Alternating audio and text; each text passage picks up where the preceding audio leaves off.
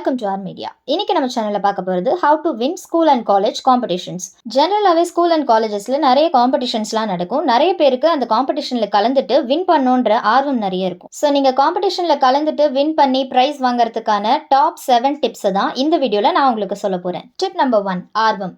நீங்க பொதுவாகவே எந்த காம்படிஷன்ல கலந்துக்கிட்டாலும் அந்த காம்படிஷன்ல உங்களுக்கு எந்த அளவுக்கு ஆர்வம் இருக்குங்கிறது ரொம்பவே முக்கியமான விஷயம். Speech competition, essay competition, drawing competition, dance competition, இந்த மாதிரி பல காம்படிஷன்ஸ் நடக்கும். பட் உங்களுக்கு எந்த விஷயத்துல ஆர்வம் இருக்குன்னு முதல்ல நீங்க தெரிஞ்சுக்கணும். அப்பதான் அந்த போட்டியில நீங்க கலந்துட்டு முழுமையா உங்களை ஈடுபடுத்திக்கிட்டு ஜெயிக்க முடியும். டிப் நம்பர் 2, போட்டியை பற்றிய தெளிவு.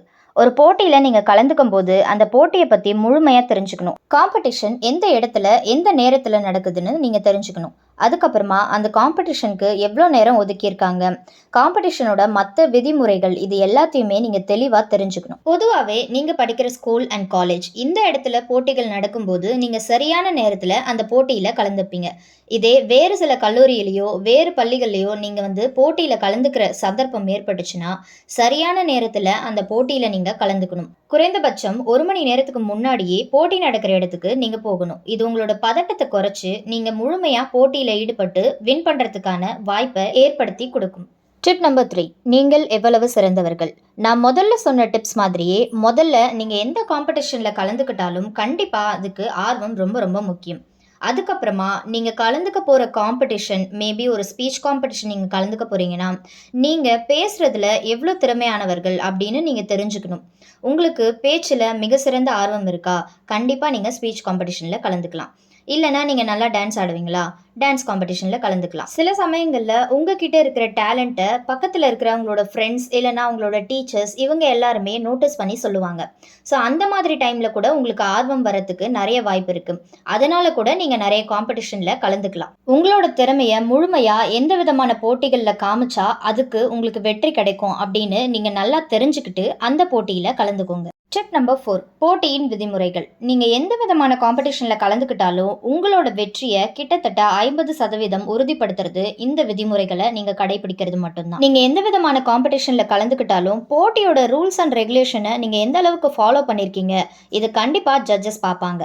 கிட்டத்தட்ட 50% இந்த ரூல்ஸ் அண்ட் ரெகுலேஷன்ஸை நீங்கள் எந்த அளவுக்கு ஃபாலோ பண்ணுறீங்க இதை வச்சு தான் ஜட்ஜஸ் உங்களுக்கு மார்க்ஸ் கொடுப்பாங்க.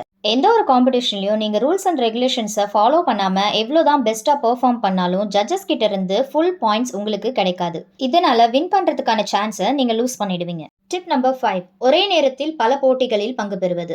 சில நபர்கள் ஒரே நேரத்தில் பல போட்டிகளில் பங்கு பெறுவாங்க. நீங்கள் சிறப்பாக பேசக்கூடிய, சிறப்பாக நடனம் ஆடக்கூடிய, சிறப்பாக நடிக்கக்கூடிய ஒரு நபராக இருந்தீங்கன்னா சில நேரத்தில் ஒரே நாளில் பல போட்டிகளில் கலந்துக்க வேண்டிய சந்தர்ப்பம் உங்களுக்கு வரலாம். அப்படி இருக்கும்போது போட்டியோட நேரத்தை நீங்கள் கண்டிப்பாக கவனிக்கணும். ஒரே நேரத்தில் 2 போட்டியில் உங்களால் கலந்துக்க முடியாது. ஒரு போட்டிக்கும் இன்னொரு போட்டிக்கும் குறைந்தபட்சம் 1 மணி நேர இடைவெளியாவது இருக்கணும். இது எல்லாத்தையுமே நீங்கள் போட்டிகளில் கலந்துக்கும் போது பெயர் கொடுக்கும் போதே உங்களோட கவனத்துக்கு எடுத்துக்கணும். அப்போதான் உங்களால் உங்களோட திறமையை எல்லா போட்டிகளிலுமே சிறப்பாக காட்ட முடியும். டிப் நம்பர் 6, போட்டியின் விதிமுறைகளை சரியாக புரிந்து கொள்ள வேண்டும். ஒரு போட்டியில் நீங்கள் கலந்துக்கிறீங்கன்னா அதுக்கான கால வரையறை கொடுப்பாங்க. 5 நிமிஷம் போட்டியில் நீங்கள் கரெக்டாக 5 நிமிஷத்துக்குள்ள உங்களோட பங்களிப்பை முடிச்சிருக்கணும். நீங்கள் எவ்வளோதான் சிறப்பாக செஞ்சாலும் உங்களோட பங்களிப்பு 5 நிமிஷத்தை தாண்டிருச்சுன்னா ஜட்ஜஸ் கிட்ட இருந்து உங்களுக்கு முழுமையான மதிப்பெண் கிடைக்காது. அதே போல பல விதிமுறைகள் போட்டிக்காக கொடுக்கப்பட்டிருக்கும். உதாரணத்துக்கு நீங்க ஒரு நாடக போட்டியில கலந்துக்க போறீங்க. உங்களுக்கு கொடுக்கப்பட்ட விதிமுறை, வன்முறை காட்சிகள் உங்களோட நாடகத்துல இடம்பெறக்கூடாது. ஆனா உங்களோட நாடகம் மிக சிறப்பா இருந்து உங்க நாடகத்துல நடிச்சவங்க எல்லாருமே மிக சிறப்பா நடிச்சிருந்தாலும் உங்களுடைய நாடகத்துல ஒரு வன்முறை காட்சி இருந்தா கூட ஜட்ஜஸ் கிட்ட இருந்து உங்களுக்கு முழுமையான மதிப்பெண் கிடைக்காது. காரணம், போட்டிக்கான விதிமுறையை நீங்க மீறிட்டீங்க. பொதுவாகவே போட்டிக்கான விதிமுறையை நம்ம சரியா புரிஞ்சுக்கிட்டு அதை பின்பற்றினாலே போட்டியில நம்ம ஜெயிக்கிறதுக்கான பாதி வாய்ப்பு கிடைச்சிரும். டிப் நம்பர் 7, புதிய போட்டியாளர்கள் உடனடி தலைப்பு போட்டிகளில் கலந்து கொள்ள வேண்டாம். அதாவது ஸ்பாட் டாபிக். சில போட்டிகளில் ஏற்கனவே போட்டிக்கான தலைப்பு கொடுக்கப்பட்டிருக்கும். சில போட்டிகளில் நீங்கள் போட்டி களத்துக்கு போனதுக்கு அப்புறமா தான் உங்களுக்கு தலைப்பு கொடுக்கப்படும். கிட்டத்தட்ட 1 மணி நேரத்துக்கு முன்னாடி, அப்படி இல்லைன்னா 5 நிமிஷத்துக்கு முன்னாடி கூட தலைப்பு கொடுக்கப்பட்டு உடனடியாக நீங்கள் போட்டியில் பங்கேற்கிறதுக்கான வாய்ப்புகள் அமையலாம். நீங்க புதுசா போட்டிகள்ல கலந்துக்கிற பர்சனா இருந்தா, ஸ்பாட் டாபிக் காம்படிஷன்ஸ தவிர்க்கிறது ரொம்பவே நல்லது. ஏன்னா, ஸ்பாட் டாபிக் காம்படிஷன்ஸ்ல நெறைய பிரஷர் இருக்கும். உங்களால உடனடியா அந்த தலைப்புக்கு தயாராகி போட்டியில ஈடுபடுறதுக்கான வாய்ப்பு ரொம்பவே கம்மியா இருக்கும்.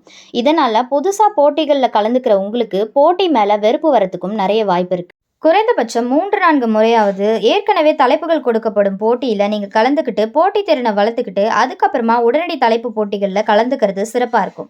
நான் உங்களுக்கு இந்த வீடியோல சொன்ன டாப் 7 டிப்ஸுமே உங்களோட காலேஜ் அண்ட் ஸ்கூல்ல நீங்க எந்த காம்படிஷன்ல கலந்துக்கிட்டாலும் உங்களுக்கு ரொம்பவே யூஸ்ஃபுல்லா இருக்கும்னு நினைக்கிறேன். இந்த வீடியோவ உங்களோட ஃப்ரெண்ட்ஸ் அண்ட் ஃபேமிலிக்கே ஷேர் பண்ணுங்க. வீடியோ புடிச்சிருந்தா கண்டிப்பா லைக் பண்ணுங்க, ஷேர் பண்ணுங்க அண்ட் ஆர் மீடியா சேனல சப்ஸ்கிரைப் பண்ண மறக்காதீங்க. Thank you.